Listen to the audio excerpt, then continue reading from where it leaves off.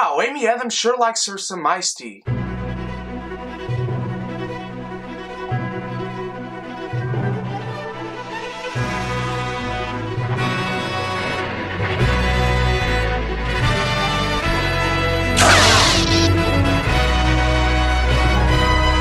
Nocturnal Animals is the newest film directed and written by Tom Ford, and it stars Amy Adams, Jake Gyllenhaal, Michael Shannon, and Aaron Taylor Johnson. And it's about an art gallery owner who receives a manuscript for a novel from her ex-husband, played by Jake Gyllenhaal. And she is haunted by this novel because it's a very violent and dark thriller, and she also interprets this as a veiled threat for something she did to him in the past. This movie is absolutely gorgeous. This is a dark neo-noir thriller, and Tom Ford pulls it off beautifully. The set design in this movie is absolutely incredible. It is gorgeous. He adds so much to the set design that he really can interpret character through the way he designs where characters are standing, and the shots he plans are also beautiful, inserting these characters into certain situations that really tell a story all by themselves, and I really enjoy that. He has this beautiful way of highlighting colors and blending them together to really set on the mood,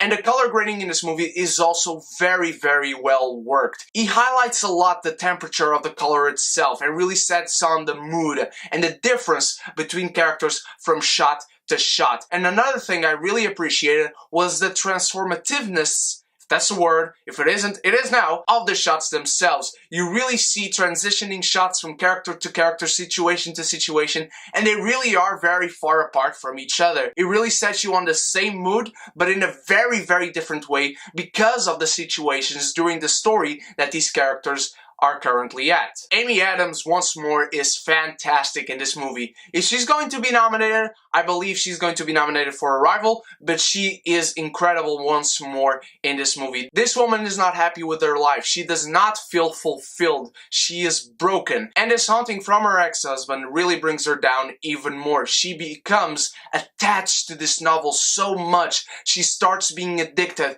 And one thing I appreciated is that almost never you see her actually reading the novel. She wakes up, or before she goes to sleep, or she arrives home, and then you are transported into the novel because you see a lot of what happens in the novel as she is reading it. It is part of the movie, and you start to interpret it in very different ways. I love the actual setting of the real world where she finds herself struggling with her career and her own happiness and her shallow heart that she does not feel fulfilled at all. I love what she's going through with her husband personally. I love what she's going through professionally. I love the little dialogue scenes she has with co-workers, really feel you in on the character and who she is and who she was, and I really enjoy the character development for her in this, and the character arc as well. Jake Gyllenhaal also gives another spectacular performance. Let's see if this is the one that gets him at least nominated. I don't think so personally. This is not his best performance, but it is an incredible one at that. You almost only see him through the novel as Amy Adams is reading it, and you start to interpret this guy as the symbolic version of the real version of Jake Gyllenhaal's character,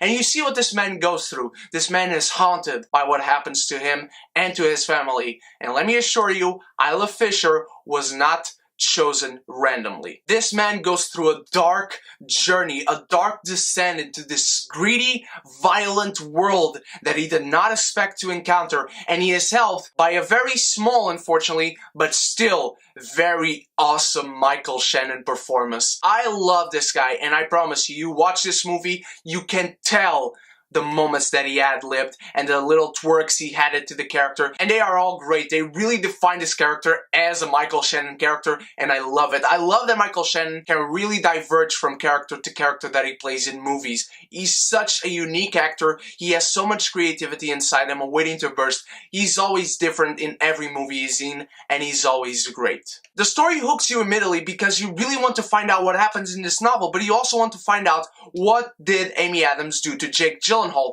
and you start seeing some flashbacks that actually did not add much to the movie. You know why they were important, but still on the overall picture, they could have added something else to tell you what happened in the flashbacks, but I like them all the same. They all look beautiful still with the fantastic set design, and you can tell that Tom Ford understands how to frame a shot because every shot in this movie is so beautiful. I talked about it before. The neo-noir style of this movie really shows on the actual world from Amy Adams' perspective, and on the Jake Gyllenhaal novel world that you see throughout most of the movie, it really shows a dark, intriguing thriller and an engaging story at that, because you are really interested in seeing where each of these characters are going to go, and what is real, what is not, what does the symbolism really mean, which situations are actually the ones that happen, which situations are only symbolic, what does this mean, what does that person mean, what way that they do stuff around in the novel does mean this or that. Aaron Taylor Johnson is also really good. He plays this vicious, really disgusting,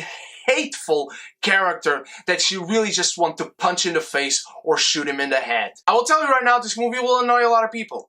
This movie leaves some stones unturned that most people will absolutely hate. I can assure you of that. I really enjoy the way this movie leaves some things to be interpreted by each and every one, but I was kind of almost outraged by some things that happened in this movie and that you have to interpret for yourself, because this is a very intricate story. There are a lot of things going on, there's a lot of symbolism in this movie, and you really need to watch it over and over again to try and get it. I am sure I did not get everything about this movie, but it's still a very dark, thrilling, engaging tale in a neo-noir style that I absolutely loved. It looks beautiful, it has great performances, great characters that are very well studied in a very dark and gritty way, and Tom Ford continues to evolve as a director. There is beautiful cinematography in this, and the score is really haunting and thrilling as well. It really engages you in the story, and the moments that need to be paced slowly are truly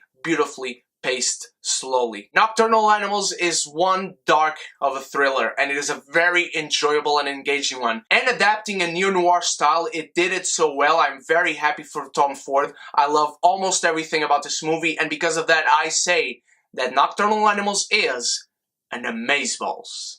What did you think of Nocturnal Animals, my beautiful geekies? Did you enjoy it? Did you not? Let me know in the comments below. What is your favorite neo-noir film? Can't wait to see all your answers. This Saturday I will have my fantastic Moana Q&A and my Westworld Theory video, and tomorrow my Moana spoilers review. Stay tuned for that.